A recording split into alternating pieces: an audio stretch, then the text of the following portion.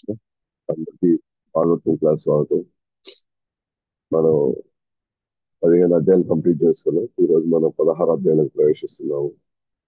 So 15 అధ్యాయంలో ఆ, మనం నిన్న చెప్పుకున్నట్లుగా సో జై విజయుల్ని కుమారులు శపించారు. ఎందుకంటే 6 ద్వారాలు ఎవరైతే ప్రవేశించారో జై విజయులు 7వ ద్వారం వద్ద అంటే 6 ద్వారాలకు ఉన్న ద్వారపాలకు ఎవరు ఆపలేదు. కానీ అసలైన ముఖ్య ద్వారం అయినటువంటి 7వ ద్వారం దగ్గర జై విజయులు వీళ్ళని ఆపారనమాట. ఆపినందుకు మన మన బ్రహ్మకుమారులకి కోపం వచ్చింది. ఎందుకంటే ద్వంద్వ వైఖరి కలిగిన వాళ్ళు ఎవరైతే మిత్రుడు శత్రువు అని కూడా చూస్తారో వాళ్ళు ద్వంద్వ వైఖరిలో ఉంటారు. అంటే 7 ద్వారాల దాకా వచ్చామంటే మేమన్నా శత్రువులు ఇక్కడ దాకా రాగలరా? మేము భగవంతుడి దర్శనం కోసం ఎన్నో సంవత్సరాలుగా మేము తపస్సు చేసి మేము ధ్యానం చేసి ఇక్కడ దాకా మేము భగవద్ దర్శనం కోసం మేము వచ్చాము. కానీ మమ్మల్ని ఆపుతారా? వైకుంఠ వాతావరణంలో అందరూ సహృదయంతో ఉంటారు అని మేము అనుకున్నాము. కానీ మీరు మమ్మల్ని శత్రువులుగా భావించి మమ్మల్ని ఇక్కడే ద్వారం వద్ద మమ్మల్ని ఆపేసినందుకు మీరు ద్వంద్వాలు కలిగిన వాళ్ళు కాబట్టి మీరు ఇక్కడ ఉండవలసిన వాళ్ళు కాదు కాబట్టి మిమ్మల్ని మేము భూలోకానికి వెళ్ళమని చెప్పి మేము శపిస్తున్నాము. ఇలాంటి వాళ్ళు ఎక్కడైతే ఈర్ష్య ద్వేషాలు ద్వంద్వాలు కలిగిన వాళ్ళంతా భూలోకంలో లేదా భౌతిక సృష్టిలో ఉంటారు, భౌతిక ప్రపంచంలో ఉంటారు. కాబట్టి మీరు అక్కడ ఉండవలసిన వాళ్ళు కాబట్టి మీరు మిమ్మల్ని అక్కడికి పంపించేట్టుగా మేము శపిస్తున్నాం అంటారు. సో వెంటనే రిలైజ్ అయ్యారు మన కుమారులు. సారీ మన ఈ దేవిజీలు వెంటనే వాళ్ళు రిలైజ్ అయ్యి వెంటనే వాళ్ళకి అందరూ ప్రాధాయపడ్డారు. ఎవరు ప్రాధాయపడ్డారు? పర్వాలేదు, మీ దండన మేము స్వీకరిస్తున్నాం. మేము అదే అదే విధంగా మేము భౌతిక ప్రపంచం మేము సిద్ధమే. కాకపోతే మేము ఎప్పుడు మా ఆలోచన మా చింతన ఎప్పుడు భగవంతుడు మీద ఉండేలాగా మాకు ఉంటే చాలు. అంతకు మించి మాకు ఏం అవసరం లేదు అంటుంది. ఇలా జరుగుతున్నప్పుడు వెంటనే అక్కడికి వస్తారనమాట. హుటాహుటిన అక్కడికి వస్తారు. ఆ ద్వారం వద్దకు మన ఈ పరిస్థితిని చూశారు, గమనించారు. వాళ్ళు వచ్చారన్నమాట. వచ్చి వచ్చిన వెంటనే కుమారులకు చాలా సంతోషం వెళ్తుంది. భగవంతుడు దర్శనం చేసుకుంటారు అనమాట. వాళ్ళు దర్శనం ఇవ్వడంతో వాళ్ళ మనసు ఎంతో ఆనందానికి ఆ గురవుతుంది. భగవంతుడి యొక్క పాదాల మీద ఉన్న తులసి ఆ ఆ యొక్క సువాసన వాళ్ళ నాసిక రంధ్రాల్లోకి ప్రవేశించగానే ఇప్పటి వరకు వాళ్ళ భగవంతుడి నిరాకార తత్వంలో ఉన్నటువంటి వాళ్ళ మనస్సులన్నీ కూడా ఇప్పుడు భగవంతుడిపై భక్తి రావడం ప్రారంభించింది. ఇప్పటివరకు వాళ్ళు జ్ఞానంలో ఉన్నారు, జ్ఞాన మార్గంలో ఉన్నారు, జ్ఞాన యోగంలో ఉన్న వాళ్ళు ఎప్పుడైతే ఆ తులసి ఆ మకరంలో వాళ్ళ నాసిక రంధ్రంలో ప్రవేశించి వాళ్ళ హృదయంలోకి వెళ్ళిందో ఆ జ్ఞాన ప్రవృత్తి అయినటువంటి వాళ్ళ హృదయం అంతా వాడు ఇప్పుడు భక్తితో నిండిపోయింది అన్నమాట.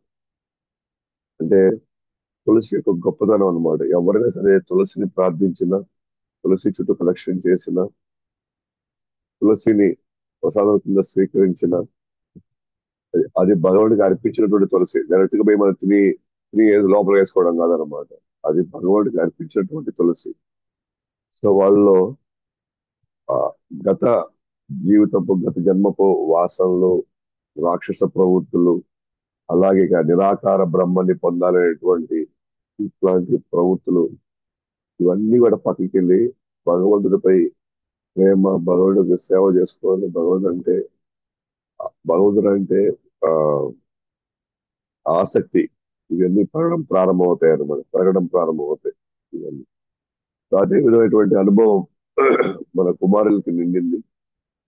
వాళ్ళు ఇప్పటి వరకు నిరాకార జ్ఞాన మార్గంలో ఉన్న వాళ్ళు ఇప్పుడు వాళ్ళు ఆ, ఇప్పుడు వాళ్ళు భక్తిలోకి ప్రవేశించడం జరిగింది. కాబట్టి ఆ విధంగా వాళ్ళు చివరిలో వాళ్ళు ప్రార్థించారనమాట భగవంతుణ్ణి. ఆ, సాధారణంగా మీరు పాపాత్మ మీరు వ్యక్తం కారు, కానీ మీరు మాకు వ్యక్తం అవ్వడం చాలా చాలా సంతోషం. బ్రహ్మ చెప్పిన విధంగా ఆ, మిమ్మల్ని మేము చూడగలిగాము. అది రుజువైంది కూడా. మీ అనుగ్రహం వల్లనే, అనన్య భక్తి చేత మాత్రమే మేము మిమ్మల్ని అర్థం చేసుకోగలం తప్ప కర్మ యోగ ధ్యాన మార్గంలో మిమ్మల్ని మేము అసలు అర్థం చేసుకోలేము. కేవలం భక్తి మార్గంలో మాత్రం మేము మిమ్మల్ని చూడగలము, దర్శించగలము అంటున్నారు అన్నమాట.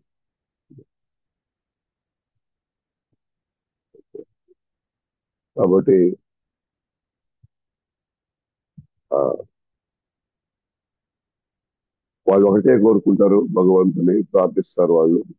మేము నరకలోకమైనా నిర్మించవచ్చు, కానీ మా ప్రార్థన ఒకటే, మా మనసు నిరంతరం మీ సేవల నిమగ్నం అవ్వాలి. మేము మీ గురించే మాట్లాడాలి, మా చెవులు మీ గురించే వినాలి. వాటి నరకంలో కూడా భక్తి మోక్షం కంటే కూడా మేలైంది. నరకంలో భక్తి చేసుకోవడం మేలు, మోక్షం కంటే కూడా అంటే నిరాకార బ్రహ్మంలో ఐక్యమవడం కంటే కూడా నరకంలో ఉండడం మంచిది. అంటే నిరాకార బ్రహ్మం, అంటే నిరాకారంలో ఐక్యమవడం అనేది నిజంగా అంటే అది గొప్ప గొప్ప మోక్షం ఏం కాదు అది. దానికంటే ఎక్కడున్నా భక్తి చేసుకుని ఉండడం మంచిది. సో ఆ విషయాన్ని కుమారులు భగవంతుడు ప్రార్థిస్తున్నారు అన్నమాట. కాబట్టి వాళ్ళు వందనాలు తెలియజేస్తున్నారు. ఇప్పుడు ఆ 15వ భాగ్యాన్ని కొంత 15వ అధ్యాయాన్ని కొంత మనం కింద చెప్పుకుని కొద్దిగా మనం క్లుప్తంగా చెప్పుకున్న తర్వాత 16 అధ్యాయంలోకి ప్రవేశిస్తున్నాం. ఎప్పుడైతే కుమారులు ఈ విధంగా ప్రార్థించారో, స్తుతించారో భగవంతుణ్ణి, వారిని మెచ్చుకుంటూ భగవంతుడు ఈ విధంగా వాళ్ళతో పలికాడు అన్నమాట. వాస్తవానికి కుమారులు కొంచెం భయం వేసింది. ఆ అంటే బయట జరిగినటువంటి ఆ గొడవ, లేదా బయట జరిగినటువంటి ఆ వాగ్వివాదం అంటే భగవంతుని ఇబ్బంది పెట్టిందా, అంటే ఆ వాగ్వివాదం ఆయన డిస్టర్బ్ చేసిందా ఆయన్ని, ఆయన డిస్టర్బ్ అయ్యి అంటే ఆయన ఏకాంతంగా ఉండవలసినటువంటి ఆ భగవంతుణ్ణి మన వాగ్వివాదంతో ఆయన మనం ఇబ్బంది పెట్టామా, సో భగవంతుడు కొంచెం అసంతృప్తితో ఉన్నాడా, కాబట్టి ఆయన పరిగెత్తుకుంటూ ఇక్కడి దాకా వచ్చాడా, అంటే ఇప్పుడు భగవంతుడు ఏమంటాడో, ఆ, భగవంతుడు ఈ వాగ్వివాదాన్ని ఎలా తీసుకుంటాడు ఆయన అని మనసులో కొంచెం వాళ్ళకి ఎక్కడో చిన్న భయం ఉండింది అనమాట. అఫ్ కోర్స్ వాళ్ళు భగవంతుని దర్శించుకున్నారు, ఆ తులసి మకరందాన్ని వాళ్ళు ఆస్వాదించారు, వాళ్ళ ప్రవృత్తి మారిపోయింది. అయినప్పటికీ కూడా లోపల చిన్న భయం అన్నమాట వాళ్ళకి.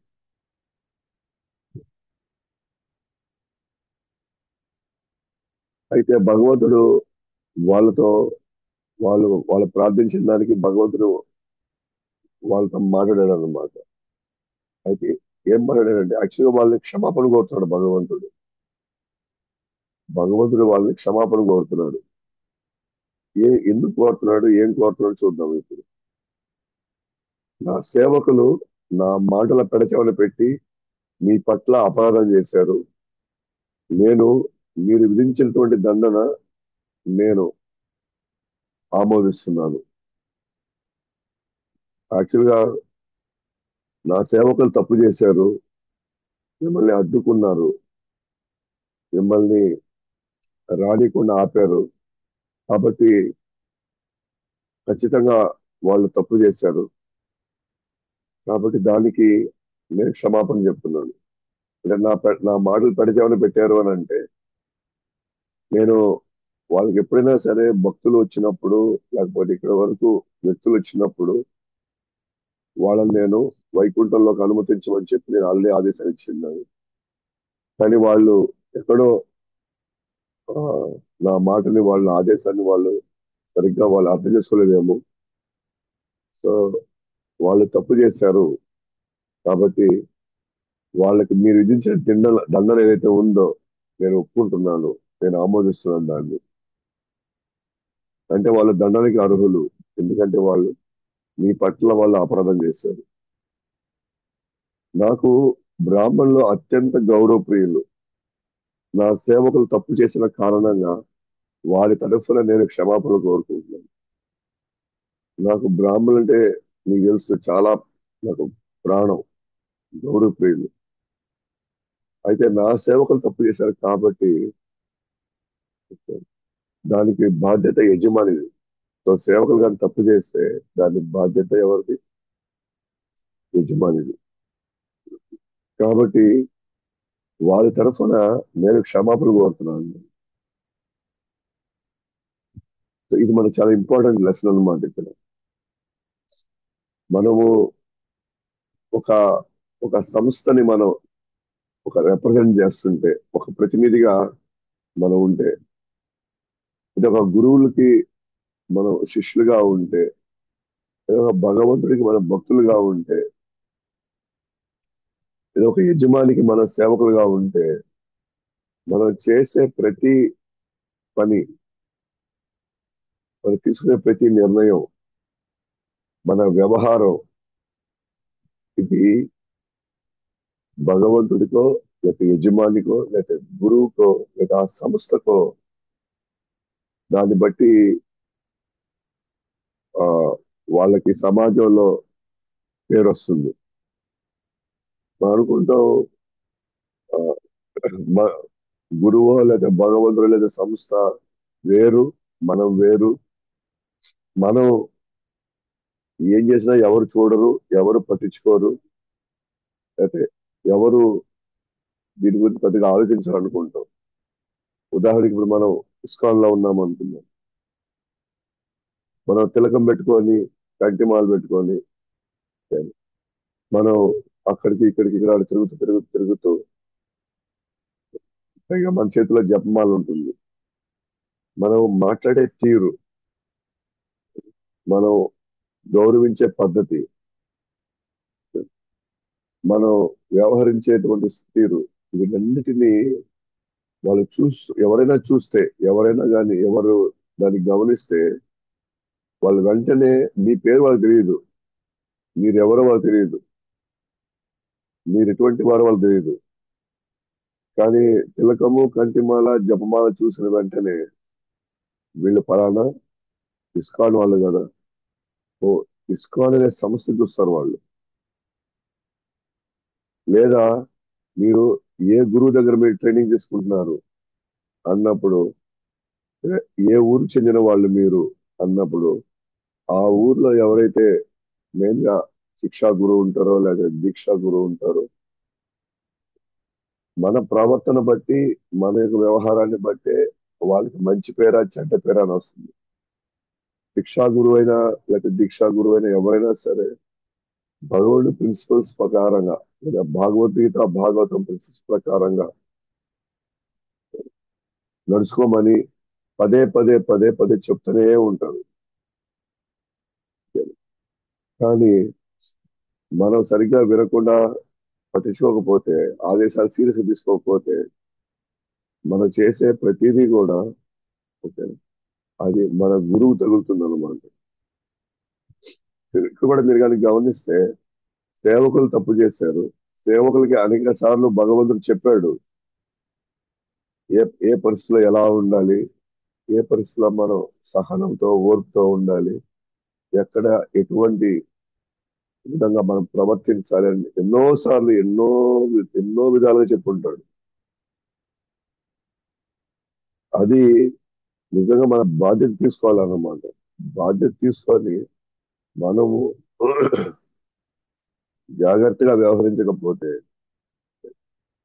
మనం చేసే ప్రతి పని మన సంస్థకో లేకపోతే గురువుకో లేకపోతే భగవంతుడికో, లేకపోతే కృష్ణ భక్తుల వీళ్ళు అంటారు, లేకపోతే వీళ్ళ పలానా ఇస్కాన్ సంబంధించినటువంటి వాళ్ళ లేకపోతే ప్రభుపాదుల వారు యొక్క శిష్యుల వీళ్ళంతా అని చెప్పి వాళ్ళు హేళన చేసేది సంస్థని, హేళన చేసేది గురువుని. అందుకనే మనం మాక్సిమం మన యాత్రలకు వెళ్ళినా సరే, లేకపోతే మనం ఒక ఫంక్షన్కి వెళ్ళినా సరే, లేక ఒక ఏదైనా సరే ఒక కార్యక్రమంకి వెళ్ళినా, ఎక్కడికి వెళ్ళినా సరే, మనం మన ఒక సంస్థని, భగవంతుడిని, ఒక గురువుని మనం మనతో పాటు వాళ్ళకి చూపించబోతున్నాం మనం. అది ఎప్పుడు మనసులో పెట్టుకోవాలన్నమాట. అత్యంత జాగ్రత్తగా మన మాట తీరు కూడా ఉండాలి. అలా లేదు అనుకోండి, ఒకటి వాళ్ళు మన సంస్థలోకి వాళ్ళు వచ్చి చూడరు. అసలు ఇక్కడ ఏం జరుగుతుందో వాళ్ళకి అసలు ఏ మాత్రం వాళ్ళకి అసలు అర్థం కాదు. కేవలం మన ప్రవర్తన చూసి, మన మాట తీరు చూసి వాళ్ళు వెంటనే ఒక ఆలోచన వాళ్ళ మనసులో శాశ్వతంగా పడిపోద్ది. దాన్ని బట్టి వాళ్ళు ఎక్కడికి పోయినా ఇస్కాన్ వాళ్ళు అలాగా, ఇస్కాన్ వాళ్ళు ఇలాగా, వీళ్ళు ఈ విధంగా మాట్లాడతారు. పేరుకు మాత్రం వీళ్ళు కంటిమాలు వేసుకుంటారు. పేరుకు మాత్రం వీళ్ళు నామం పెట్టుకుంటారు. వీళ్ళంతా మావులే. వీళ్ళు ఆ, ఓన్లీ పైకి వేషం మాత్రం వేసుకుంటారు వీళ్ళంతా అంటారు. అంటే మనం గమనించాల్సిందంటే మన గురు పరంపరలో ఉన్న ఆచార్యులు వాళ్ళు ఎన్ని త్యాగాలు చేసి ఉంటారు. వాళ్ళు ఎన్ని నిద్రలేని రాత్రులు గడుపుంటారు. వాళ్ళు వాళ్ళ ప్రాణాలు కూడా పణంగా పెట్టి ఈ సిద్ధాంతాన్ని, ఈ మార్గాన్ని వాళ్ళు వాళ్ళ భుజస్కంధాల మీద మోసుకొని వస్తూ వస్తూ వస్తూ మనము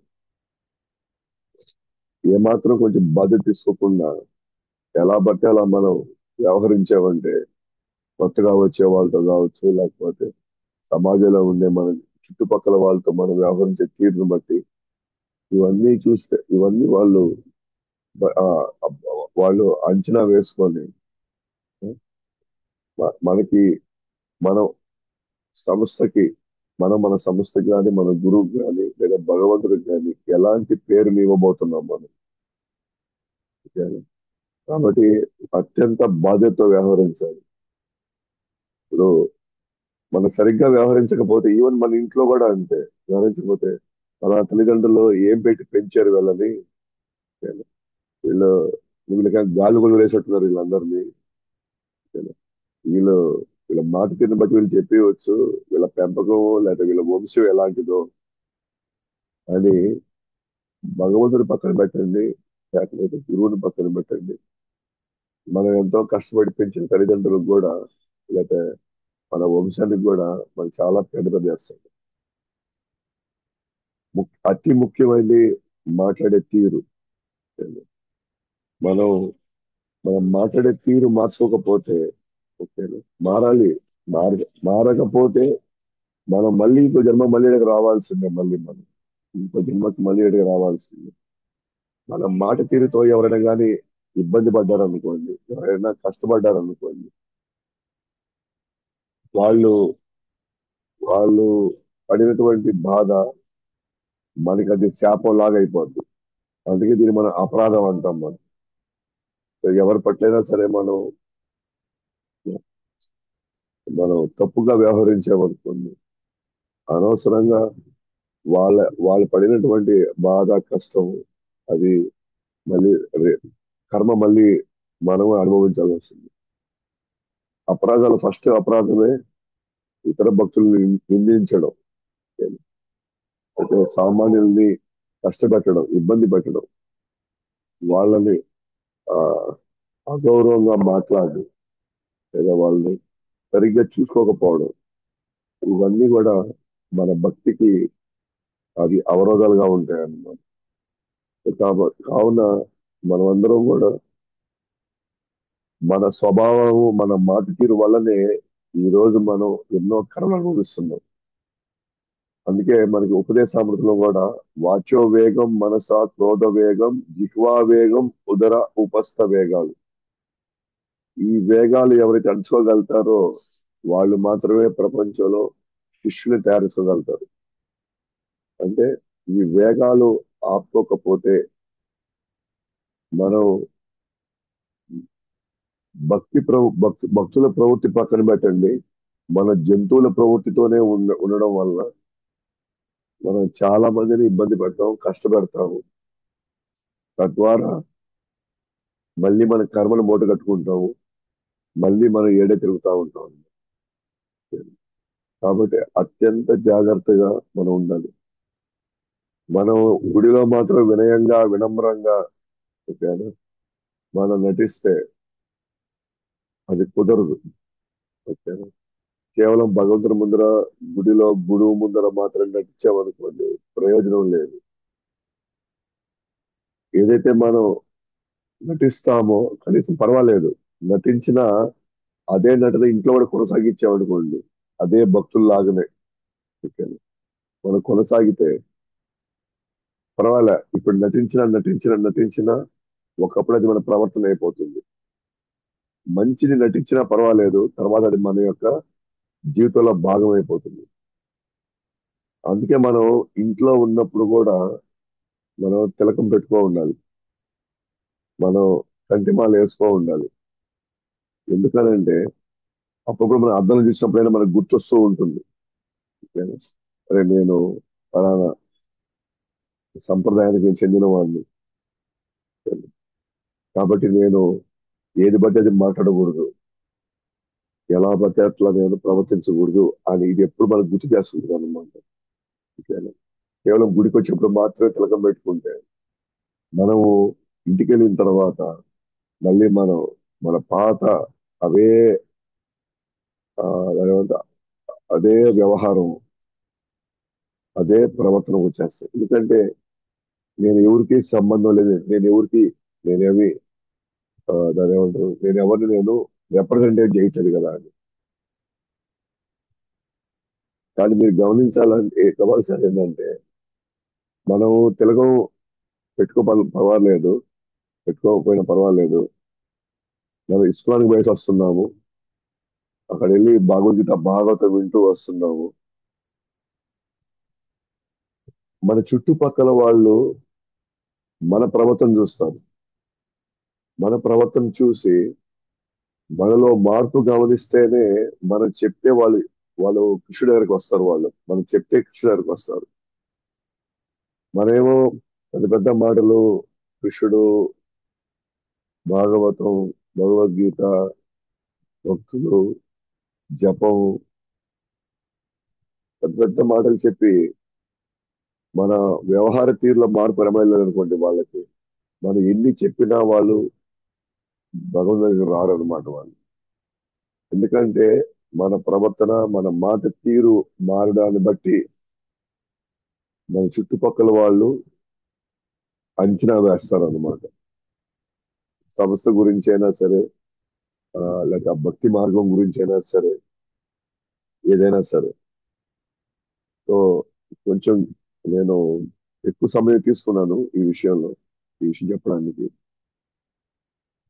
ఎందుకనంటే మనం కేవలం గంట సేపు మనం భక్తులు అవ్వకూడదు. గంట సేపు కేవలం క్లాస్ వినేటప్పుడు మాత్రం, లేదా ఒక రోజు మాత్రం మనం భక్తులు అవ్వకూడదు. మనం వచ్చి సేవ చేసినప్పుడు మాత్రమే భక్తులుగా మాట్లాడి మన మాట చేయండి. మళ్ళీ మనం ఇంటికి వెళ్ళినప్పుడు, లేకపోతే మనం వేరే ప్రదేశాలకు వెళ్ళినప్పుడు మళ్ళీ మనం పాత ప్రవృత్తులు, పాత అలవాట్లు, పాత వ్యవహారాలు ఉన్నాయనుకోండి, మన మాటని ఎవ్వడి రారు మనం. పైగా మన ఇంట్లో వాళ్ళే మనకి అసలు వాల్యూ ఇవ్వరు మనకి. చెప్పారు. కాబట్టి మేబీ మీరు ఇప్పుడు చెప్పిన వెంటనే వాళ్ళు రాలేకపోవచ్చు.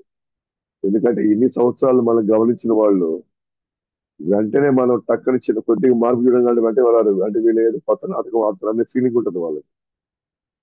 కానీ అదే కన్సిస్టెన్సీ మనం 2 నెలలు, 6 నెలలు, సంవత్సరం, 2 సంవత్సరాలు, 3 సంవత్సరాలు మనలో ఉన్నటువంటి ఆ ఆ అకుంఠితమైనటువంటి ఆ పట్టుదలని వాళ్ళు గమనించారు అనుకోండి, అప్పుడు వాళ్ళ మనసులో వీళ్ళు నిజంగా మారారా బాబు, అంటే వీళ్ళు చెప్పింది వీళ్ళు చేస్తున్నారు, ఇట్లాంటి వాళ్ళు ఇలా అయిపోయారు అని అంటే అది నిజంగా ఎక్కడ ఏదో అక్కడ అంశం, గొప్ప విషయం అక్కడ ఏదో ఉంది. అప్పుడు చెప్తే వాళ్ళు వస్తారన్నమాట. అంతేగాని మనం చెప్పంగానే అందరు రావాలని రూల్ ఏం లేదు ఇక్కడ. ఓకేనా? మనము ఇప్పటికిప్పుడు మారేమని చెప్పేసి వెంటనే వాళ్ళని నమ్మేరు వాళ్ళు. ఓకేనా? భక్తి అంటే జీవితకాలం మనం కొనసాగించాల్సింది. ఎక్కడున్నా, ఏ ఏ పరిస్థితుల్లో నేను భక్తుండే. ఓకేనా? నేను గుళ్ళో మాత్రమే భక్తుని కాదు, ఇంట్లో కూడా భక్తుండే. ఒక కార్యక్రమానికి వెళ్ళినా నేను భక్తుండే. నేను ఉద్యోగం చేస్తున్నా నేను భక్తుండే.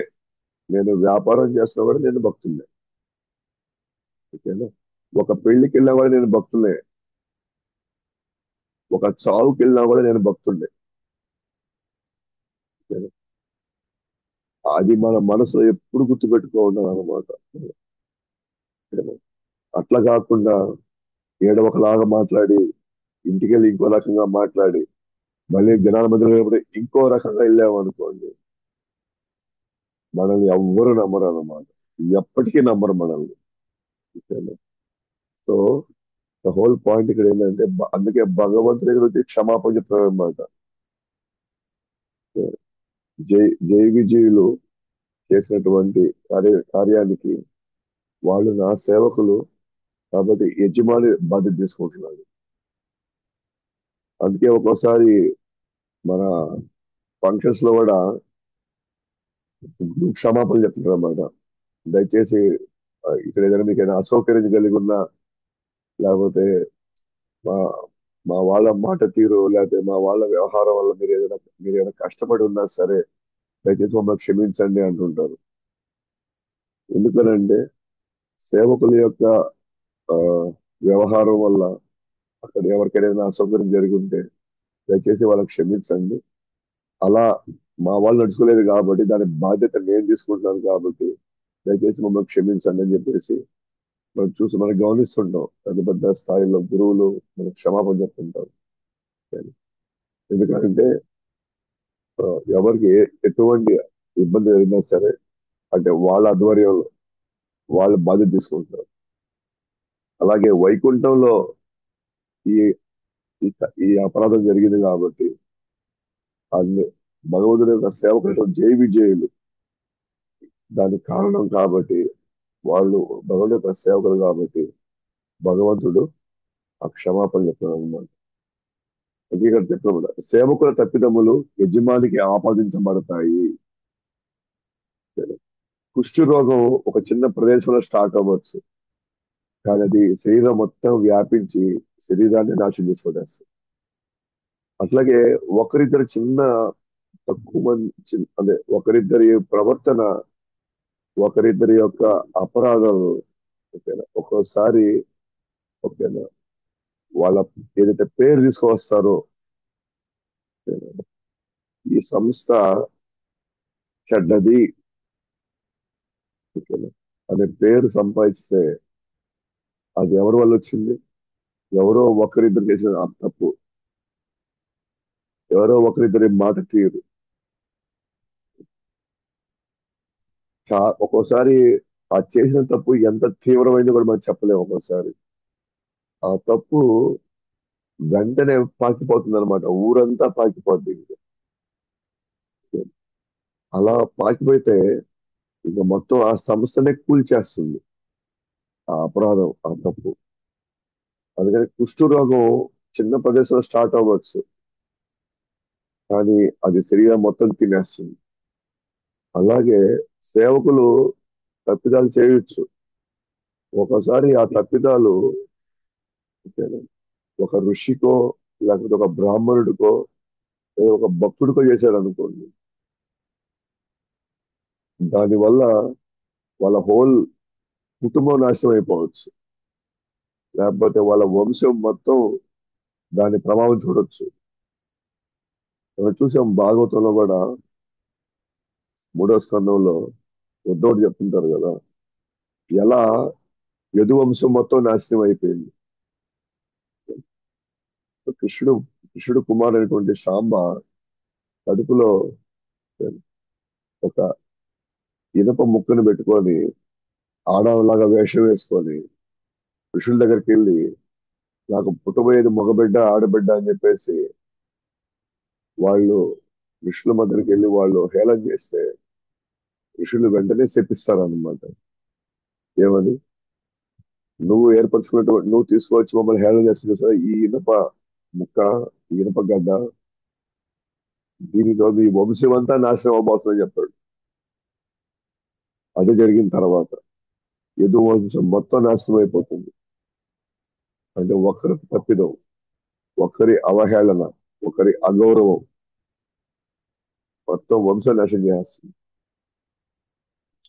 కాబట్టి భక్తులుగా లేదా సేవకులుగా లేదా ఒక సంస్థని మనం ఒక ప్రతినిధులుగా మనం వ్యవహరిస్తున్నాం. అది ఎప్పుడు మనం గుర్తుపెట్టుకోవాలన్నమాట. గుర్తుపెట్టుకొని మనం మాట్లాడే తీరు, మనం వ్యవహరించే తీరు చాలా ఇంపార్టెంట్.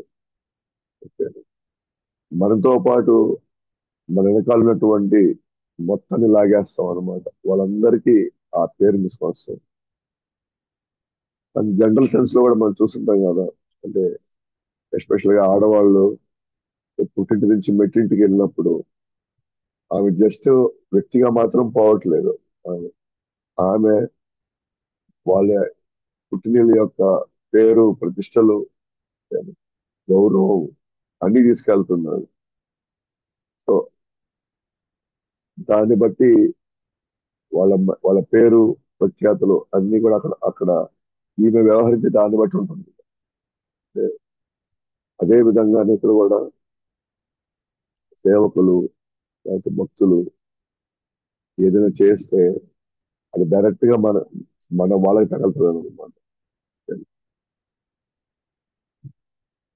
ఇంకా భగవంతుడు అంటున్నాడు ఇంకా, నాకు తీర్థ అనే పేరు వచ్చేదే మీ వలనే కావున మిమ్మల్ని అగౌరవపరిచింది నాకు సొంత చేతులు అయినప్పటికీ నరికేసుకుంటాను.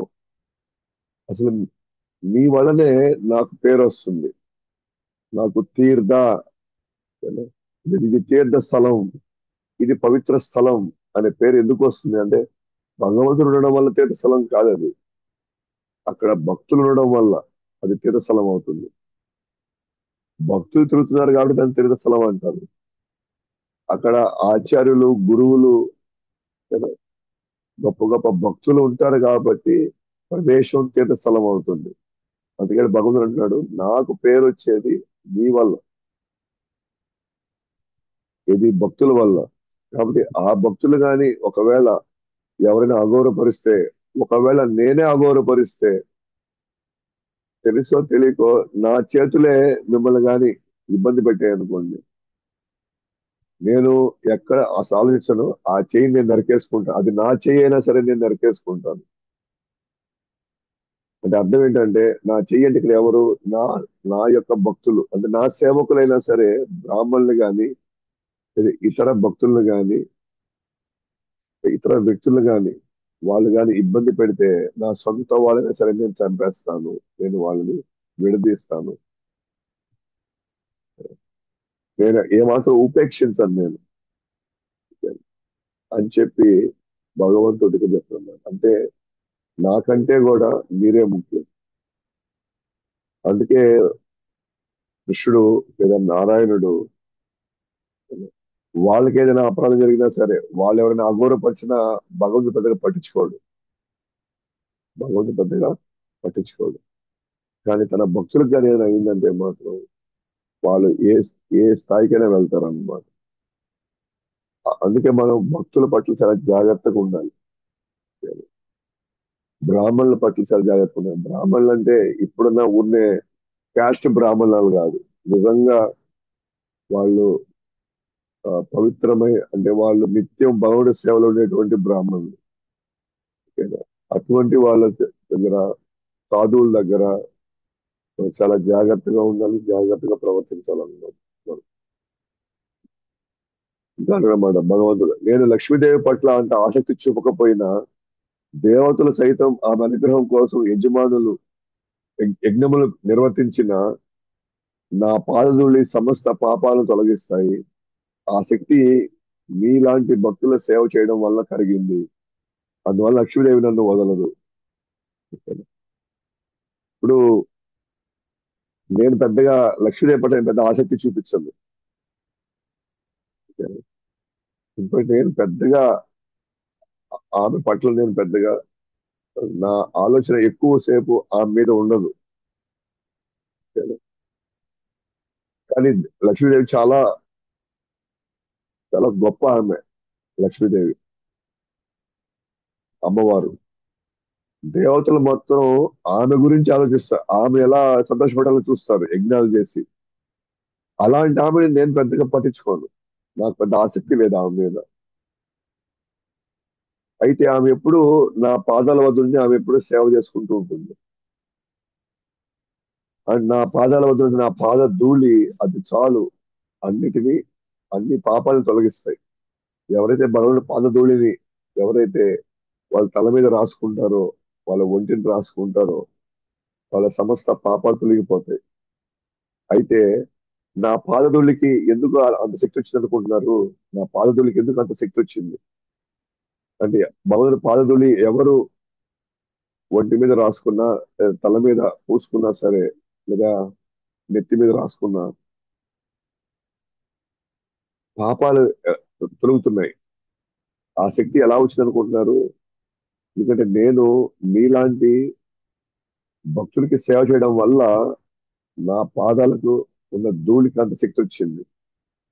అందుకే అమ్మవారు నన్ను అసలు వదలరు. నా పాదాల దగ్గరే ఉంటారు. నా పాదాల వద్దే ఆమె నివాసం ఏర్పరచుకుంటుంది. ఆ పాదాలకు అంత శక్తి, ఆ పాద ధూళికి అంత శక్తి వచ్చిందంటే అది కేవలం మీలాంటి వాళ్ళకి సేవ చేయడం వల్ల అని భగవంతుడు స్వయంగా చెప్తున్నాడు అన్నమాట ఇక్కడ. అంటే భగవంతుడు భక్తుల్ని ఎంత గౌరవిస్తో చూడొచ్చు. ఓకే. కాబట్టి మనం భక్తుల పట్ల చాలా జాగ్రత్తగా ఉండాలి. భక్తులు అంటే దయచేసి ఓన్లీ గురువులు కాదు ఇక్కడ. అది గుర్తుపెట్టుకోవాలి మనం. భక్తులు అంటే మనతోటి ఉండే సహచరులు కూడా భక్తులు. మనతో నిత్యం 16 మాలలు చేసుకుంటూ, నియమాలు పాటిస్తూ, సేవకొస్తూ, ఏనా?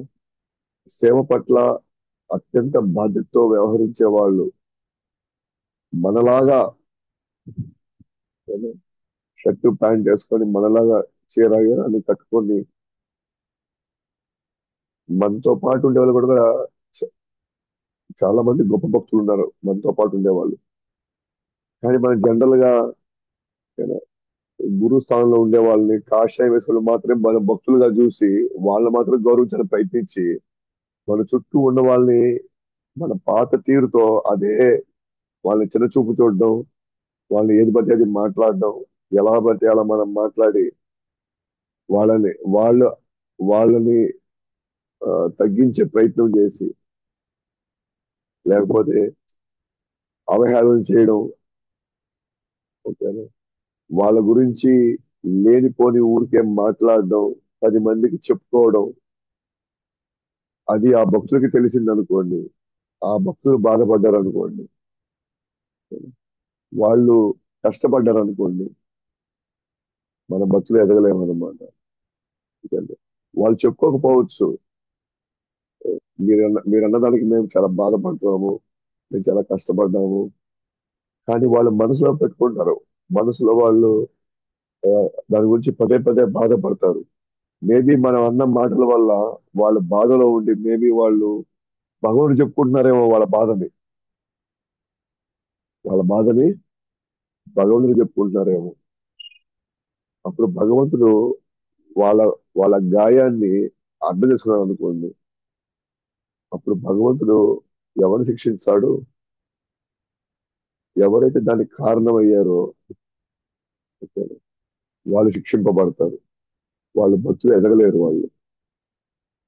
అంటే ప్రతిసారి వాళ్ళు మనల్ని వచ్చి మన అన్న మాటకి వాళ్ళు, అంటే అక్కడికక్కడే వాళ్ళు ఆ బాధ వ్యక్తం చేయకపోవచ్చు. కానీ వాళ్ళు ఇంటికి వెళ్ళిన తర్వాత వాళ్ళ దాని గురించి బాధపడవచ్చు. వాళ్ళ మనసులో దాన్ని దిగమింగుకొని వాళ్ళు ఎంతో సహిస్తూ ఓపికతో వాళ్ళు వస్తూ ఉండొచ్చు ఇక్కడికి. మనం వచ్చేది వీటి గురించి కాదు కదా, మనం వచ్చేది భగవన్ గురించి కదా, మనం వచ్చేది సేవ గురించి కదా, ఎవరో వాళ్ళన్నారో వీళ్ళన్నారనో మేము బాధపడితే లేదా కష్టపడితే మనకు వచ్చే ఈ సేవ కూడా పోతుంది కదా అనే భావన వాళ్ళు రావచ్చు. అంటే మనం అదే మాటలు, అదే విధంగా ప్రవర్తన తీరుతో వాళ్ళేం అంటలేదు కదా అని చెప్పేసి మనము వాళ్ళని అదే విధంగా మాట్లాడుతూ వెళ్ళామనుకోండి, వాళ్ళు మనకేం చెప్పుకోవట్లేదు, కానీ మనసులో చాలా బాధపడుతున్నారు. మన అన్న మాటలకి వాళ్ళు ఎంతో తిక్కిపోయారు లోపల. అడిగామనుకోండి, ఏమ్మా ఏం జరిగింది, ఏమైనా ఏం జరిగింది అని అనుకోండి, ఏం లేదు ప్రభు, ఏం లేదు, ఆ, అదేం పెద్ద విషయం కాదులే అని కూడా అనొచ్చు వాళ్ళు. కానీ లోపల వాళ్ళు బాధపడచ్చు. వాళ్ళు భగవంతుడికి డైరెక్ట్ గా చెప్పుకోవచ్చు వాళ్ళు వెళ్ళి. దానివల్ల మనకి చాలా ప్రమాదం ఉంది. ఓకే. సో లక్ష్మీదేవే సాక్షాత్తు ఆయన పాదాలు అనట్లేదు, ఎందుకంటే ఆ పాదాలకి ఆ యొక్క శక్తి వచ్చింది, ఆ ధూళి, దాని ప్రభావం. భగవంతుడు అంటున్నాడు, అది నేను భక్తులకి సేవ చేయడం వల్ల నాకు నాకు ఆ యొక్క శక్తి నాకు వచ్చింది అంటున్నాడు. యజ్ఞముల్లో సమర్పించిన ఆహారమును నేను బ్రాహ్మణ నోటి ద్వారానే ఆహారం స్వీకరిస్తాను.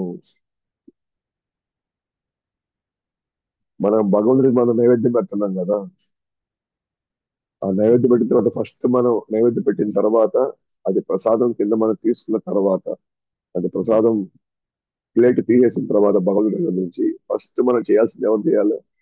ఫస్ట్ వైష్ణవులకి, భక్తులకి పెట్టాలి ఫస్ట్. ఉన్నత శ్రేణి భక్తులు ఫస్ట్ పెడతాం.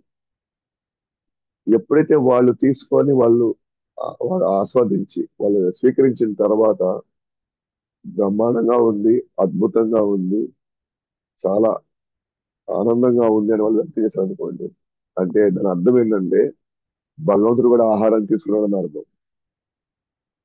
ఎందుకంటే నేను బ్రాహ్మణులు తినిన తర్వాత తిన్నటువంటి ఆహారం ఉందో, నేను బ్రాహ్మణులు తినే ఆహారం ద్వారా నేను తీసుకుంటున్నాను. అంటే ఆ బ్రాహ్మణులో ఉండేటువంటి ఆ భక్తుల్లో ఉండేటువంటి పరమాత్ముడు సంతోషపడ్డాడు, అంటే నేను సంతోషపడ్డాను. అంటే బ్రాహ్మణులు తృప్తి పడితే నేను కూడా తృప్తి పడతాను, భక్తులు తృప్తి పడితే నేను కూడా తృప్తి పడతాను అని చెప్పడానికి ప్రయత్నం అన్నమాట ఇది భగవంతుడు. అంటే భక్తులు స్వీకరించిన ఆహారం ద్వారానే నేను స్వీకరిస్తాను అని అంటే భక్తులు తృప్తి పడితే నేను తృప్తి పడతాను అని అర్థం అన్నమాట. అయితే ఇక్కడ జైవిజీలు వాళ్ళని అసంతృప్తి పరిచారు, వాళ్ళని ఇబ్బంది పెట్టారు. కాబట్టి వాళ్ళు ఇబ్బంది పడతారు కాబట్టి నేను కూడా ఇబ్బంది పడుతున్నాను. వాళ్ళు సంతోషంగా ఉంటే నేను కూడా సంతోషంగా ఉంటాను. ఆ విషయం చెప్తున్నాను. సో నేను బ్రాహ్మణుల పాదధూళి స్వీకరించడం వల్లనే ప్రతి ఒక్కరూ దాన్ని అనుసరిస్తారు. గంగ నా పాదాల నుండి ప్రవహించే కారణంగా ముల్లోకాలు మరియు శివుడు సైతం పవిత్రమవుతారు. ఆల్రెడీ నేను చెప్పారు, నేను నా పాదధూళికి ఆసక్తి వచ్చిందంటే అది బ్రాహ్మణులు సేవించడం వల్ల అని భగవంతుడు అంటుంటే, మళ్ళీ ఇప్పుడు భగవంతుడు ఏమంటున్నాడంటే నేను భగవంతుడి యొక్క పాదధూళి, నేను బ్రాహ్మణుల యొక్క పాదధూళి నేను స్వీకరించడం వల్లనే ప్రతి ఒక్కరు కూడా భక్తుల యొక్క పాదధూళి తీసుకున్నారు అని నన్ను అనుసరిస్తున్నారు, వాళ్ళు నన్ను అనుసరిస్తున్నారు. అదే విధంగా గంగా నది కూడా నా పాదధూళి నుంచే వస్తుంది కాబట్టి, అంటే నా పాదాల నుంచి నా పాదధూళి అంటుకొని అది కిందకి ప్రవహిస్తుంది కాబట్టి, ఆ ప్రవహించడంతో గంగా ముల్లోకాల్ని పవిత్రం చేస్తుంది, శివుడిని కూడా పవిత్రం చేస్తుంది. అంటే శివుడు కూడా ఎవరిని పవిత్రం చేస్తుంది? నా పాదాల దగ్గర వచ్చే ధూళి. ఆ ధూళి ఎందువల్ల వచ్చింది? ఆ శక్తి ఆ ధూళికి ఎందుకు వచ్చింది? ఎందుకంటే నేను బ్రాహ్మణులకు నేను సేవ చేస్తాను కాబట్టి, బ్రాహ్మణుల యొక్క పాదధూళి నేను తీసుకుంటాను కాబట్టి. కాబట్టి ఈ బ్రాహ్మణులు, ఈ భక్తులు చాలా చాలా విలువైన వాళ్ళు, చాలా చాలా గౌరవప్రియ వాళ్ళు భగవంతుడికి. అందువల్ల మనం భక్తుల పట్ల, బ్రాహ్మణుల పట్ల చాలా జాగ్రత్తగా, చాలా ప్రేమపూర్వకంగా వాళ్ళతో మనం ఉండడానికి ఎప్పుడు చూసుకుంటూ ఉండాలి. ఎవరైతే బ్రాహ్మణులను, ఆవులను, అమాయకమైన జీవులను కష్టపెడతారో వారు పాపపు స్వభావం కలిగిన సర్పం వంటి వారు. రాబందు వంటి యమరాజు వారిని చీల్చి చెండాడుతారు. ఎవరైనా సరే బ్రాహ్మణులు గాని, ఆవులు గాని, అమాయకమైన జీవులు గాని కష్టపెడతారు, వాళ్ళు సర్పం లాంటి వాళ్ళు. ఎప్పుడు పాపపు స్వభావమైనటువంటి సర్పం, పాము లాంటి వాళ్ళు. అలాంటి మనసత్వం ఉన్న వాళ్ళు మాత్రమే బ్రాహ్మణుల్ని, ఆవుల్ని, అమాయక జీవుల్ని కష్టపెడతారు అన్నమాట. ఓకే. అటువంటి వాళ్ళని యమరాజు ఒక రాబంధువు లాగా వాళ్ళని చీల్చి చెండాడతారు. అంటే వాళ్ళకి అంత కఠినంగా శిక్షలు వేస్తారు వాళ్ళకి, యమరాజు వంటి. రాబంధువులాగా ఎప్పుడు వాళ్ళకి చాలా భయంకరమైన దండనలు ఉన్నాయన్నమాట వాళ్ళకి. ఎవరైతే బ్రాహ్మణులు కోపగ్రస్తులై కొన్ని కఠిన పదాలను వాడినప్పటికీ గుండెలో పెట్టుకొని గౌరవిస్తారో, ఓకేనా, వాళ్ళను తృప్తిపరుస్తారు. అంటే ఒక్కోసారి మన ప్రవర్తన బట్టి బ్రాహ్మణులు కోపడొచ్చు. ఆ కోపంలో వాళ్ళు మనకి కొంచెం కఠినంగా కొన్ని పదాలు మన మీద వాడొచ్చు. అయినప్పటికీ కూడా అంటే వాళ్ళు అన్నారు కదా అని చెప్పేసి మళ్ళీ మనం వాళ్ళ మీద కోపడకుండా, అంటే వాళ్ళని మళ్ళీ మనం అగౌరవపరచకుండా ఆ మాటల్ని దిగమింగుకొని తిరిగి వాళ్ళని గౌరవిస్తారు. వాళ్ళ వాళ్ళ అన్న మాట మనం పెద్ద పట్టించుకోకుండా వాళ్ళని పెద్దగా మనం అగౌరవపరచకుండా మనం వాళ్ళు మంచిగానే ట్రీట్ చేసాం, మంచిగానే వాళ్ళని గౌరవించామనుకోండి, వాళ్ళు నన్ను తృప్తిపరుస్తారు అంటాడు. ఒక్కోసారి మనం చూస్తున్నాం, తండ్రి కోపంతో కొన్ని మాటలు అంటాడు, లేదా తల్లి ఒక మాట అంటుంది. సో పిల్లలు ఏం చేస్తారు, ఆ కోపాన్ని అర్థం చేసుకొని, లేదా ఆ కోపాన్ని ఒకసారి అర్థం చేసుకొని వాళ్ళు, లేదా దాన్ని స్వీకరించి తల్లిదండ్రులు మళ్ళీ వాళ్ళే ద్వేషించారు కదా తల్లిదండ్రుల్ని, లేదా తల్లిదండ్రుల్ని కోపగించుకొని వాళ్ళని అగౌరవపరచరు కదా. తల్లిదండ్రులు ఒకసారి మన మీద కోపడతారు, కోపడిన వెంటనే మనం వాళ్ళని శత్రువులాగా చూస్తామా? చూడం కదా మనం. అలాగే ఓ రెండు రెండు నిమిషాలు మనకి కొంచెం బాధ కలుగుతుంది, ఆ తర్వాత మళ్ళీ నానాని వెళ్తాం, మన అమ్మ అని మనమే వెళ్తాము. అంటే వాళ్ళ మాటల్ని మనం మనసులో తీసుకొని దాని గురించి మదన పడి వాళ్ళ మీద కోపం పెంచుకొని ద్వేషం పెంచుకోము. మళ్ళీ మరుసటి రోజు మళ్ళీ మన తల్లిదండ్రులు మళ్ళీ గౌరవిస్తూ మనం ముందుకు వెళ్ళిపోతుంటాం కదా. అదే విధంగా ఇక్కడ కూడా మనం బ్రాహ్మణులు, భక్తులు, లేకపోతే గురువులు, సాధువులు ఏదైనా అన్నారు అనుకోండి కఠినంగా, కోపంతో ఏదైనా అంటే మనం వాటిని పెద్దగా స్వీకరించకుండా సహనంతో ఓర్పుతో దాన్ని భరిస్తూ వాళ్ళని గౌరవపరిస్తే భగవంతుడికి ఎంతో సంతోషాన్ని ఇస్తున్న వాళ్ళం అవుతాం. మనకి భగవంతుడి సంతోషం ముఖ్యమా, లేకపోతే మన కక్ష తీర్చుకోవడం ముఖ్యమా? భగవంతుడు సంతోషపడడం మనకు ముఖ్యం. మీరు భగవంతుడు తృప్తి అనుకోండి, మన సంసార సాగరం మొత్తం ఆయన మొత్తం కొట్టేయవచ్చు, ఆయన మనం బయటపడేయవచ్చు ఆయన. ఓకేనా? సో ఫైనల్ గా అంటున్నాం కదా, నా సేవకులు పెద్ద అపరాధమే చేశారు, మీ శాపంలో నేను ఆమోదించినప్పటికీ మీ అనుగ్రహంతో వారు త్వరగా నా దగ్గరకు తిరిగి రావాలని నేను కోరుకుంటున్నాను. చూడండి, ఫైనల్ గా తననే నమ్ముకున్నటువంటి జైవిజీలకి ఇప్పుడు మనం గమనిస్తే, ఒకవైపు ఆ, బ్రహ్మకుమారులు వాళ్ళు నిత్యం ధ్యానిస్తూ ఉన్నారు, అంటే భగవంతుడు వాసుదేవ భక్తి కదా. వాళ్ళు వాసుదేవ భక్తిలో పారాయణులు వాళ్ళు. అంటే బ్రహ్మ వాళ్ళని యాక్చువల్ గా ప్రజాపతుల కింద వాళ్ళని సృష్టిలో అనేక జీవుల్ని వాళ్ళు ఉత్పత్తి చేయమని చెప్పినా కూడా వాళ్ళని పక్కన పెట్టి, లేదు మేము భగవంతుడు ధ్యానంలోకి వెళ్ళిపోతాము, మోక్షంకి వెళ్ళిపోతాం అని చెప్పేసి వాళ్ళు చాలా మంచి నిర్ణయం తీసుకున్నారు అక్కడ. అంటే వాళ్ళు కూడా భగవంతుడి కోసం వచ్చారు. వాళ్ళు కూడా భగవంతుడిని నమ్ముకున్నారు. కానీ అంతకంటే ఎక్కువ జైవిజులు అంటే భగవంతుడికి ఇంకా ఎక్కువ ఇష్టం.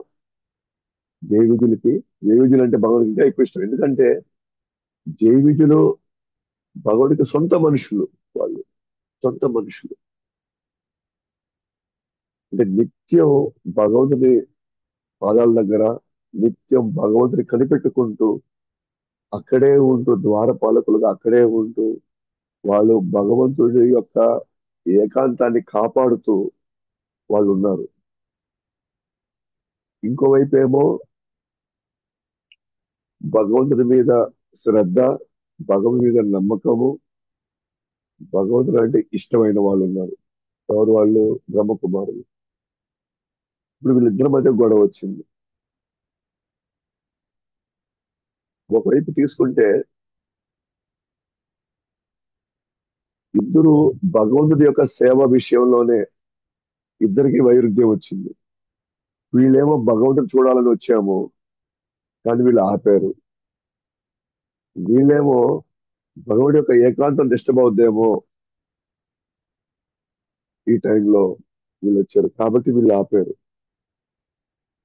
ఇరువైపులా ఒక విధంగా చెప్పాలంటే ఇద్దరిలో న్యాయం ఉంది.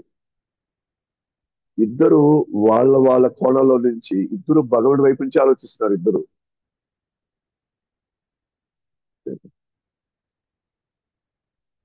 ఒక విధంగా చెప్పాలి అంటే ఇద్దరిది తప్పు ఉంది, అంటే ఇద్దరిది న్యాయం ఉంది, ఇద్దరిది అన్యాయం ఉంది. ఇద్దరు కరెక్టే, ఇద్దరు తప్పే.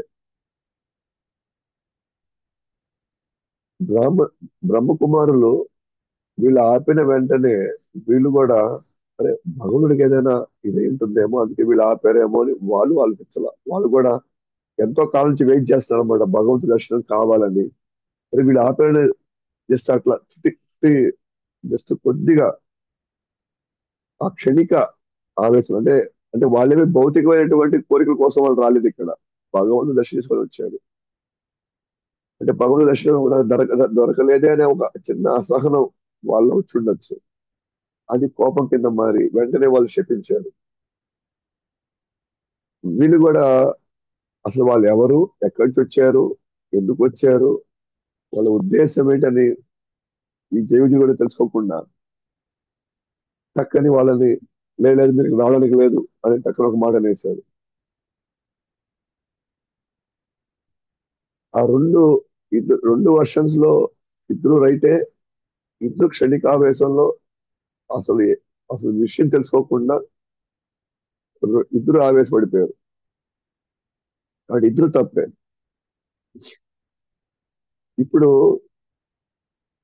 భగవంతుడు ఏం చేశాడు, అరే ఇద్దరు ఇద్దరు ఒక విధంగా నాకు కావాల్సిన వాళ్ళే, కానీ ఇద్దరి మధ్య ఇంత పెద్ద ప్రాబ్లం వచ్చింది, కాబట్టి నేను వెంటనే నేను వెళ్ళి దాన్ని సాల్వ్ చేయాలి నేను అని చెప్పి తన సేవకులు తప్పు చేశారు అంటే ఒక విధంగా చెప్పాలంటే వీళ్ళు గెస్ట్లు. ఇప్పుడు ఎవరు బ్రహ్మకుమారులు గెస్ట్లు. వాళ్ళు భగవంతుని మీద ధ్యానంలో ఆ జ్ఞాన మార్గంలో ఉంటూ నిరాకార బ్రహ్మణపై వాళ్ళు ఆకర్షితులయ్యారు. అయినప్పటికీ బ్రహ్మ లేదు భగవుడికి రూపం ఉంది, ఆయన వైకుంఠంలో ఉంటారు, ఆయన భక్తి అంటే ఆయనకి చాలా చాలా ఇష్టము, జ్ఞానం కంటే కూడా నేను అనుకున్న నిరాకారంగా అది అయింది, ఆయనది ఆకారం ఉంది అన్నప్పుడు వాళ్ళు కొంచెం ఆసక్తి చూపించి ఆయన అసలు వైకుంఠం ఎక్కడ ఉంటుంది, ఆయన మీద దర్శించుకోవాలి, అది వాస్తవా కాదా మేము తెలుసుకోవాలి అని వాళ్ళు జిజ్ఞాసతో ఇక్కడి దాకా వచ్చారు వాళ్ళు. ఒక విధంగా చెప్పాలంటే జేబీజీలు తన సొంత మనుషులు ఎవరికి, భగవంతుడికి. కానీ వీళ్ళు ఒక విధంగా చెప్పాలంటే గెస్ట్లు వీళ్ళు. అయితే గెస్ట్లు వచ్చినప్పుడు వాళ్ళు ప్రేమతో వచ్చారు, వాళ్ళు కూడా ప్రేమతో వచ్చారు. కానీ తన సొంత వాళ్ళు, తన సేవకులు వాళ్ళని కష్టపెట్టారు. కాబట్టి ఇక్కడ భగవంతుడు ఏం చేస్తున్నాడు, వాళ్ళని గౌరవించమంటున్నాడు. వాళ్ళ గౌరవానికి ఎటువంటి భంగం కలగకుండా వాళ్ళని మర్యాదగా వాళ్ళకి వాళ్ళకి మర్యాద ఇవ్వమంటున్నాడు. కానీ జై విజయులు చేసిన తప్పుని తన తప్పు కింద తీసుకున్నాడు భగవంతుడు. అంటే మనం అర్థం చేసుకోవాల్సింది ఏం తెలుసా, ఇక్కడ వాళ్ళు బ్రహ్మకుమారులు అయినప్పటికీ, వాళ్ళు జ్ఞాన మార్గంలో ఉన్నప్పటికీ, వాళ్ళు భగవంతుడి దగ్గరికి ప్రేమతో వస్తున్నప్పటికీ వాళ్ళు ఇప్పటికీ కూడా వాళ్ళ గెస్ట్లే. కానీ జై విజయులు మాత్రం తన సొంత వాళ్ళ కింద తీసుకున్నాడు భగవంతుడు, తన సొంత వాళ్ళలాగా. ఎప్పుడైనా తల్లిదండ్రులు ఏం చేస్తారు, వాళ్ళ పిల్లలకి వేరే వేరే పిల్లలకి దెబ్బలు అంటే వాళ్ళు గొడవ పెట్టుకుంటే తల్లిదండ్రులు ఏం చేస్తారు, తన సొంత బిడ్డలే కొడతారు. కానీ వేరే వాళ్ళు మనం అట్లా చేయకూడదు నాయన, మనం అట్లా చేయకూడదు, మనం వాళ్ళని అట్లా తిట్టకూడదు, మనం వాళ్ళని అట్లా కొట్టకూడదు, మనం ఈ విధంగా ఉండాలి, మనం ఈ విధంగా చేయకూడదు అని మనం చెప్పుకుంటాం. మనం ఒకసారి మనం మన తల్లిదండ్రులు మనం ఏమనుకుంటాం తల్లిదండ్రులుగా ఒకసారి, మా వాడు తప్పు చేశాడు క్షమించండి వదిలేసని చెప్తాం. మన పిల్లలు చెప్తారు ఏమని, లేదమ్మా లేదు నాన్న ముందు వాళ్ళే కొట్టారు అందువల్ల నేను కొట్టాను వాళ్ళని అంటాడు. మేబీ అది కరెక్ట్ కూడా అయి ఉండొచ్చు. కానీ మనం చూసుకోవాలా. కానీ వాళ్ళు ఏడ్చుకుంటూ వస్తున్నారు ఇక్కడికి. వాళ్ళ తల్లిదండ్రులు కూడా వచ్చి గాయాలు చూపిస్తున్నారు వాళ్ళు. ఇలా అయింది ఇలా అయింది మీరు ఇట్లా కొట్టారు అని. అప్పుడు ఆ మూమెంట్ లో తల్లిదండ్రులు ఏం చేయాలి? వెంటనే మనం వాళ్ళకి చెప్తాం, మా వాడు కొట్టాడు క్షమించండి. ఆ, అలాగే మనం చెప్పుకుంటాం మనలో 2 దెబ్బలు ఇంకా ఎక్కువ వేస్తాం. ఎందుకు రా పోయావు అక్కడికి, ఎందుకు రా నువ్వు ఇట్లా చేసావు, నువ్వు ఈ విధంగా వాళ్ళు కొట్టావు అంటే, లేదు అమ్మా లేదు నాన్న, నేను కొట్టలేదు వాళ్ళే కొట్టారు. అయినా కూడా మనం ఏం చేస్తాం, లేదు అని చెప్పేసి వాళ్ళ ముందే వీళ్ళు మనల్ని కొడతాం. ఎందుకు అలా కొడుతున్నాం మనం? ఎందుకంటే మనవాడు కదా మనవాళ్ళు కదా అని అర్థం చేసుకుంటారు.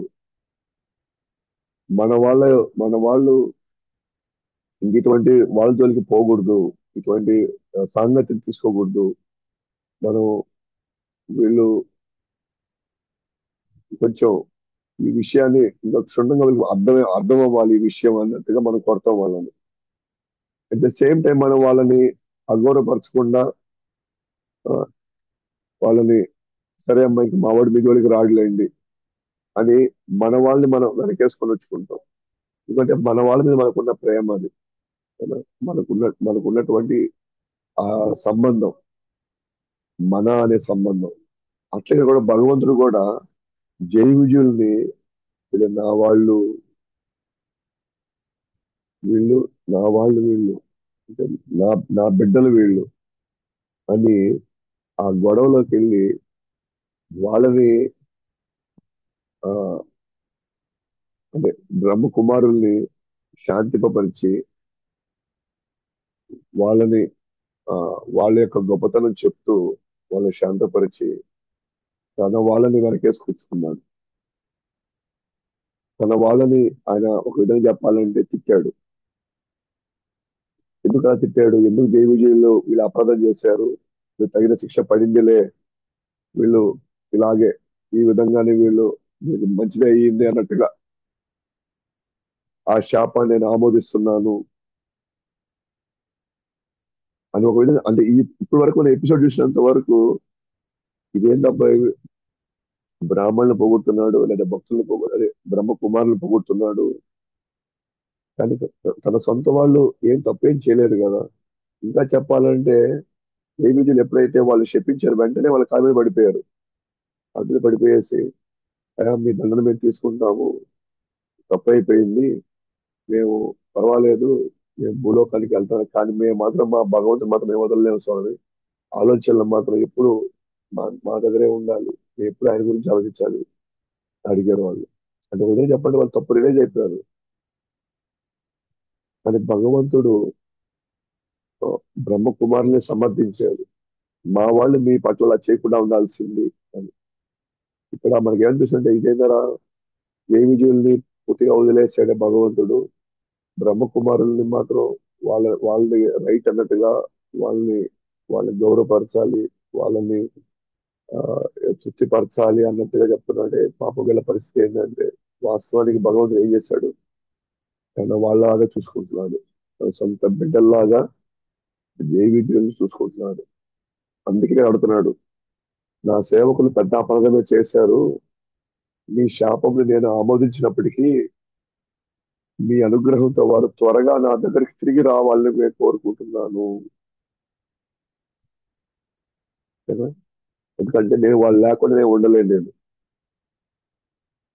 వాళ్ళు తిరిగి నా దగ్గరికి రావాలి, త్వరగా వచ్చేటట్టు చూడండి అని చెప్పి వాళ్ళు భగవంతుడు వాళ్ళ తరఫున కోరుకుంటాడు. ఇప్పుడు భగవంతుడు దాంట్లో న్యాయము, ధర్మము, మంచి చెడు అన్ని చెప్పాడు భగవంతుడు ఇప్పుడు వరకు. కానీ తన సొంత వాళ్ళను మాత్రం తాను వదులుకోవడానికి సిద్ధంగా లేడు. అయినా సరే తప్పు జరిగింది, మీ యొక్క మీరు ఇచ్చిన దండన, మీ శాపం అలాగే ఆమోదిస్తున్నాను. కానీ దాంట్లో ఇది కూడా జోడించాల, ఏమని వాళ్ళు ఎక్కువ కాలం పెట్టద్దండి వాళ్ళని భూలోకంలో. వాళ్ళు త్వరగా తిరిగి నా దగ్గరికి వచ్చేయాలి వాళ్ళు. కాబట్టి మీ అనుగ్రహంతో వారు త్వరగా నా దగ్గరికి తిరిగి రావాలని నేను కోరుకుంటున్నాను. దయచేసి ఆ ఒక్క సవరణ మాత్రం మీరు చేయండి. మీరు అన్నట్టుగానే వస్తారు వాళ్ళు. మీరు కోరుకున్నట్టుగానే వాళ్ళు భూలోకానికి వెళ్ళిపోతారు. కానీ దయచేసి వాళ్ళని నా దగ్గరికి తిరిగి చేయండి అంటారు. ఇది భగవంతుడు అంటే. ఇది తననే నమ్ముకున్న భగవంతుడు, తననే నమ్ముకున్నటువంటి భక్తులకి భగవంతుడు తన వాళ్ళగా తీసుకుంటాడు అన్నమాట భగవంతుడు. ఒకసారి గురువు కూడా తనతో పాటు ఉన్న శిష్యుల్ని ఎక్కువ తిడతారు. వాళ్ళని ఎక్కువ వాళ్ళ మీద కోపగించుకుంటాడు. ఎక్కువ వాళ్ళని కష్టపెడుతుంటాడు. బయటకు వచ్చే వాళ్ళని గౌరవిస్తూ ఉంటాడు.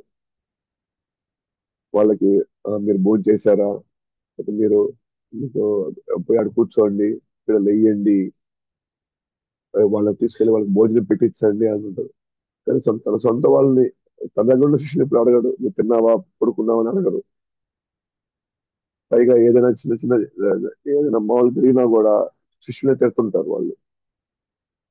ఎందుకనంటే వాళ్ళు మన వాళ్ళు అనుకున్నారు కాబట్టి తిడుతున్నారు. మనం బాగుపడ్డం వాళ్ళకి ఇష్టం కాబట్టి మనల్ని తిడుతున్నారు. మనకి పదే పదే మనకి సేవ ఇస్తున్నారు అని అంటే వాళ్ళు మన సేవ పట్ల వాళ్ళు తృప్తి పడ్డారు కాబట్టే మళ్ళీ మళ్ళీ మనకి సేవ ఇస్తున్నారు. మనము అది సరిగ్గా అర్థం చేసుకోకపోతే, మనం సరిగ్గా దాని సరైన భావంలో మనం దాన్ని దాన్ని చూడకపోతే ఓకేనా, మనం ఆ, భక్తిలో ఎదగలేము అనమాట మనం. ఓకేనా? ఎప్పుడైనా సరే మనం ఒకరు తిడుతున్నారు అని అంటే వాళ్ళు మన బాధ్యత తీసుకున్నారని అర్థం. అంటే మనం బాగుపడాలని వాళ్ళు ఆ, కోరుకుంటారు కాబట్టి వాళ్ళు తిడుతున్నారు. మనం ఎదగాలని వాళ్ళు కోరుకుంటారు కాబట్టి వాళ్ళు తిడుతున్నారు. పరాయి వాళ్ళు మాత్రమే గౌరవిస్తారు. సొంత వాళ్ళని మనం తిడతాం మనం. ప్రేమ వెనకాల తిట్లు ఉంటాయి, పొగడ్తలు ఉంటాయి. ఓకేనా? పరాయి వాళ్ళ మీద మనకు పెద్ద ప్రేమ ఉండదు కాబట్టి ఉన్నంత వరకు వాళ్ళు సంతోషపెట్టాలనే భావంలో వాళ్ళని పొగుడుతూనే ఉంటారు వాళ్ళని. కానీ సొంత వాళ్ళని తిడుతూ ఉంటారు, కొడుతూ ఉంటారు, యూనో, వాళ్ళని ఇబ్బంది పెడుతూ ఉంటారు. కానీ పరాయి వాళ్ళని వాళ్ళు చుట్టం చూపుగా కొంతకాలమే ఉంటారు, కొంత సమయం ఉంటారు కాబట్టి వాళ్ళు గౌరవిస్తారు. ఈ యొక్క ఆ, భావన, అదే ఇది మనం ప్రాపర్ గా అర్థం చేసుకుంటేనే మనం ఒక గురువు దగ్గర మనం ఉండగలుగుతాం. అలా కాదు, నాకు గౌరవమే కావాలి, నన్ను పొగుడుతూనే ఉండాలి, నన్ను ఎప్పుడు కూడా స్పెషల్ గా చూడాలి అనుకుంటే మాత్రం జరగదు. అలా మనల్ని పొగుడుతూనే అదే మనల్ని గౌరవ మన గౌరవానికి భంగం కలగకుండా గురువు మనం చూసుకుంటాడు అంటే అర్థం చేసుకోవాలి. మనం ఇంకా పరాయి వాడిగానే చూస్తున్నాం మనం భగవంతుడు ఆ గురువు అని అర్థం చేసుకోవాలి మనం. ఓకేనా? మీరు మనం తిట్టట్లేదు అంటే వాళ్ళు ఇంకా మనల్ని మనం అని ఫీల్ అవ్వట్లేదు ఇంకా. ఆయన వ్యక్తిలాగా ఆయన చూడట్లే అసలు. అందుకే మనల్ని దూరం పెట్టి వాళ్ళు గౌరవిస్తూనే ఉన్నారు వాళ్ళు. మనల్ని వాళ్ళు ప్రేమిస్తున్నారు అంటే మనకి ఒకటే గుర్తు అన్నమాట. వాళ్ళు మనకి తిడతారు.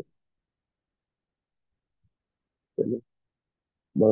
వాళ్ళు మన పట్ల విసుక్కుంటారు, కోపడతారు. ఎప్పుడది వీళ్ళు నా వాళ్ళు అనే వాళ్ళకి ఫీలింగ్ వచ్చినప్పుడు. అంటే వీళ్ళు ఏం అనుకోరులే వీళ్ళు, మనం ఎలా చెప్పినా వీళ్ళు అర్థం చేసుకుంటారులే అని ఆ యొక్క ఆలోచన ఎవరికైతే, ఏ శిష్యులకైతే వస్తుందో, అంటే ఏ భక్తులకైతే ఆలోచన వస్తుందో ఓకేనా? వాళ్ళు భక్తిలో శాశ్వతంగా ఎదుగుతూనే ఉంటారు వాళ్ళు. కానీ మన మనసులో మనల్ని గౌరవం, అదేమంటారు స్థానము, గుర్తింపు ఆశించి ఉన్నాము అనుకోండి, ఎక్కువ కాలం మనం కూడా ఉండలేము అక్కడ. మనం వెంటనే అక్కడి నుంచి వెళ్ళిపోవాలని ప్రయత్నిస్తాం. ఓకేనా? కాబట్టి ఈ ఈ గొప్ప ఎపిసోడ్ వెనకాల జైవిజయులు మరి మన బ్రహ్మకుమారుల యొక్క నిన్న జరిగే ఈ ఈ సంఘటన మనకి ఎన్నో పాఠాలు నేర్పిస్తా ఉంది. భగవంతుడి యొక్క హృదయం తెలుస్తుంది మనకి. భగవంతుడు ఎవరిని తన వాళ్ళుగా తీసుకుంటున్నాడు, ఎవరి పట్ల వకాలత పుచ్చుకుంటున్నాడు. భగవంతుడి యొక్క ప్రవర్తనతో, భగవంతుడి యొక్క ఈ నేల ద్వారా మనం భగవంతుడికి దగ్గర అవ్వాలన్నా లేదా మనం భగవంతుడికి దూరంగా ఉండాలనేది మన యొక్క ప్రవర్తన బట్టి, మనం భగవంతుని ఓన్ చేసిన దాన్ని బట్టి ఏ యదామాం ప్రపద్యంతే తాం సదైవ భజామ్యహం మమ వర్తమాను వర్తంతే మనుష్య పార్థ సర్వసహ. మనం భగవంతుని, గురువుని ఏ భావంలో మనం చూస్తామో వాళ్ళు కూడా మనల్ని ఆ భావంలోనే చూస్తారు. అంతవరకు. సో రేపు ఈ కుమారుల పరిస్థితి ఏంటో చూద్దాం. ఇవన్నీ విన్నటువంటి కుమారులు కుమారులు యొక్క ఏం ఆలోచిస్తున్నారు వాళ్ళు, వాళ్ళు ఏ విధంగా ఇప్పుడు భగవంతుడికి వాళ్ళు స్పందిస్తారు, భగవంతుని వాళ్ళు ఏ విధంగా సమాధానం చెప్తారు. ఇప్పటివరకు భగవంతుడు వాళ్ళు పొగిడారు వాళ్ళని. మీరు లేకపోతే నేను లేను, మీ సేవ వల్ల నాకు ఆ శక్తి వచ్చింది, నాకు లక్ష్మీదేవి కంటే మీరే నాకు అత్యంత ముఖ్యమైన వాళ్ళు, మీ మీ అదే మీ శక్తి వల్ల వచ్చిన పాదధూళి వల్లనే గంగ సైతం పవిత్రం చేస్తుంది, మిమ్మల్ని ఎవరైనా అసంతృప్తి పరిస్తే వాళ్ళు నన్ను కూడా అసంతృప్తి పరిచినట్టే, మీ ద్వారానే నేను స్వీకరిస్తాను, ఆహారాన్ని స్వీకరిస్తాను. ఇన్ని ఇవన్నీ కూడా బ్రహ్మకుమారుల్ని ఆ, బ్రహ్మకుమారులతో భగవంతుడు ఈ విధంగా మాట్లాడతాడు. సో రేపు చూస్తాం దానికి కుమారులు ఏ విధంగా స్పందిస్తారు, ఏ విధంగా అర్థం చేసుకుంటారు. గ్రంథరా శ్రీమద్ భాగవతంకి జయ, జగద్గురు శ్రీల ప్రభుపాకి జయ, అనంత కోటి వైష్ణవ వృందికి జయ, సీతాయ గౌర్ ప్రేమానంద హరి హరి.